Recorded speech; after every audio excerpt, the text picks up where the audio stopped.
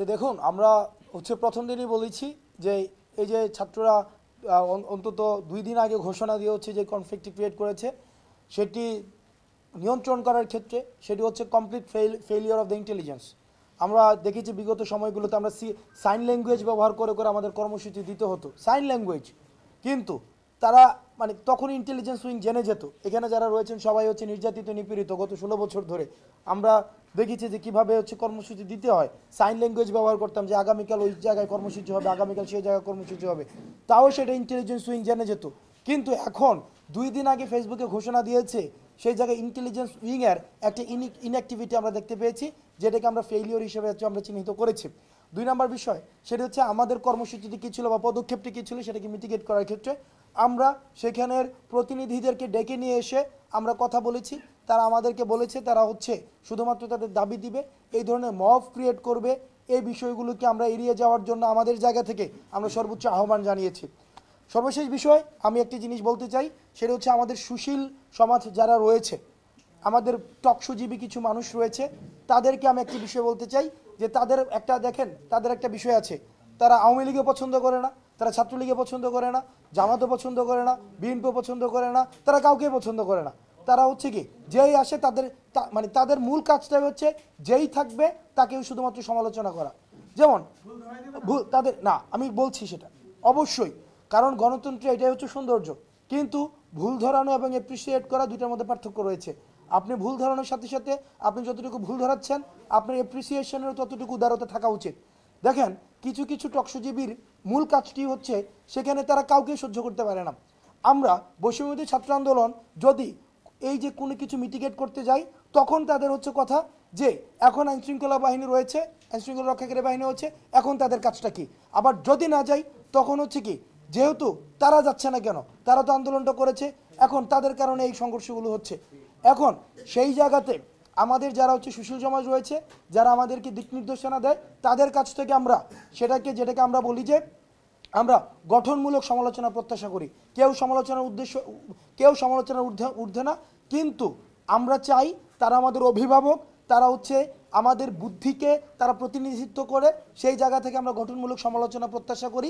শুধুমাত্র সমালোচনার জন্য সমালোচনা অথবা শুধুমাত্র অ্যান্টি এস্টাবলিশমেন্টে প্রাসঙ্গিক থাকার জন্য সমালোচনা, এটি ইতিবাচক কোনো ধরনের পরিবর্তন আনে না, বরং এটি শুধুমাত্র ঘটনা প্রবাহকে সেটি শুধুমাত্র এক ধরনের প্রাসঙ্গিকতাকে শুধুমাত্র টেনে নিয়ে যায়।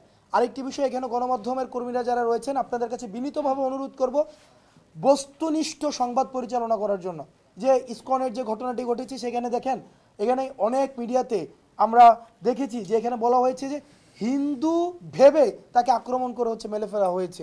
এটা কিন্তু বিশ্ব দরবারে এক ধরনের নেতিবাচক এক ধরনের বার্তা পৌঁছায় যে বাংলাদেশে এমন একটি পরিবেশ তৈরি হয়েছে যেখানে হিন্দু ভাবলে মানুষকে মেরে ফেলা হচ্ছে। তো আমি আপনাদের কাছে প্রত্যাশা করব এই পুরো অভ্যুত্থানে আপনাদের যে নিরলস পরিশ্রম, সেই পরিশ্রমকে আমরা সবসময় কৃতজ্ঞতা ভরে স্মরণ করি, কিন্তু একই সাথে সাথে আপনাদের দায়িত্ব অনেক বেড়ে গিয়েছে। আপনাদের কাছে আমাদের আহ্বান থাকবে যেন বস্তুনিষ্ঠ আপনাদের যেই সংবাদ পরিচালনা করেন, যাতে করে ফ্যাক্টটা উঠে আসে, মানুষ যেন সঠিক তথ্যটা পায় এবং সেই অনুযায়ী যেন তার সিদ্ধান্ত গ্রহণ করতে পারে।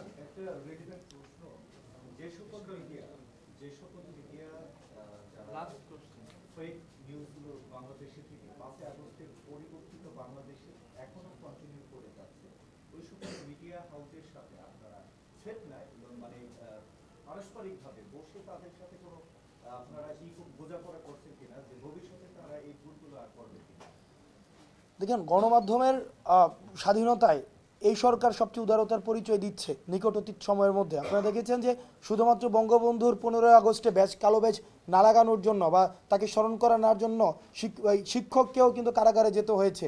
সেখানে কোনো ধরনের বাক স্বাধীনতা, যেটা সেখানে মত প্রকাশের স্বাধীনতা ছিল, তবে সেটা সহমত প্রকাশের স্বাধীনতা, দ্বিমত প্রকাশের কিন্তু স্বাধীনতা ছিল না।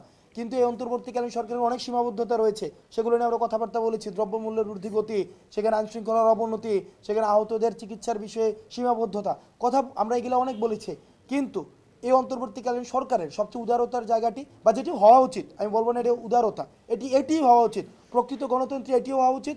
আপনাকে আমি যেমন গালি দেওয়ার অধিকার থাকবে, ঠিক একইভাবে তালি দেওয়ার অধিকার থাকবে। এই জায়গাটি একটি সরকারের চাপিয়ে দেওয়া বা সরকার যেই বা আমরা বৈষম্যবিরোধী ছাত্র আন্দোলন বা বিভিন্ন রাজনৈতিক সংগঠন তাদেরকে যতটা না বুঝিয়ে দেওয়া, তখন সেটা হয়ে যাবে কি আমরা সাংবাদিকতা শেখাচ্ছি বা আমরা সাংবাদিকতাকে লোকেট করে দিচ্ছি। বিষয়টা এমন না, বরং সাংবাদিকতার পেশাদারিত্বের জায়গা থেকে তাদেরই এই উপলব্ধি বুঝটি আসা উচিত যে একটি সাংবাদিকতা বা সংবাদ মাধ্যম যেহেতু সমাজের প্রতিনিধিত্ব করে, রাষ্ট্রের প্রতিনিধিত্ব করে, সুতরাং তাদের বোঝা উচিত যে শুধুমাত্র ফ্যাক্টকে যেন তারা তুলে ধরে কোনো